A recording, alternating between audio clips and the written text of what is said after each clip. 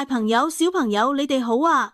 今日福音講到，耶穌同門徒講，你哋要知道，如果屋主知道啲賊幾點會嚟，就一定做好預防，唔會俾人叩門入屋。所以你哋都要時刻準備，因為人子喺你哋估唔到嘅時候會嚟。伯多祿問主啊，你講呢個比喻係淨係同我哋講，定係同所有人講啊？主回答：邊個係忠信又精明嘅管家？主人派佢管理僕人，按時分糧俾佢哋呢？如果主人返嚟嘅時候見到呢個僕人咁做，就真係有福啦！我實話俾你聽，主人一定會委託佢管理全部家產。但如果嗰個僕人心諗，主人遲遲都未返嚟啦，然後開始打啲男嘅工人同女嘅工人，只顧食食飲飲，咁主人喺佢估唔到嘅日子，唔知嘅時辰返嚟，就會嚴重咁懲罰佢，將佢歸入不忠信嘅人當中。知道主人旨意，但唔準備又唔照做嘅僕人，要受好多鞭打；唔知道而做錯事嘅，就會打得少啲。因為凡俾得多嘅，就要求得多喲，交託得多嘅，就要返得更多。小朋友啊，耶穌今日想教我哋一樣好重要嘅習慣，我哋要時時準備好自己，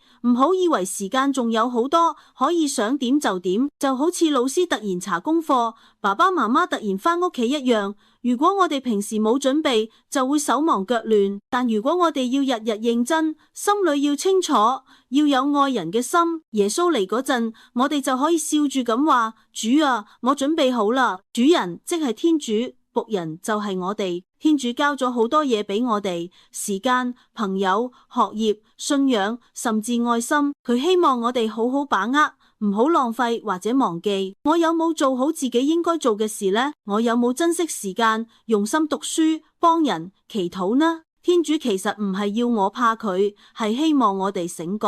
愛心係要行動出嚟，唔係淨係講。主耶穌，求你教我成為忠心嘅小僕人，喺每日生活入邊都努力行善、愛人、祈禱。當你嚟嗰日，我希望自己已經準備好，可以開心咁話：主啊，歡迎你返嚟。阿們。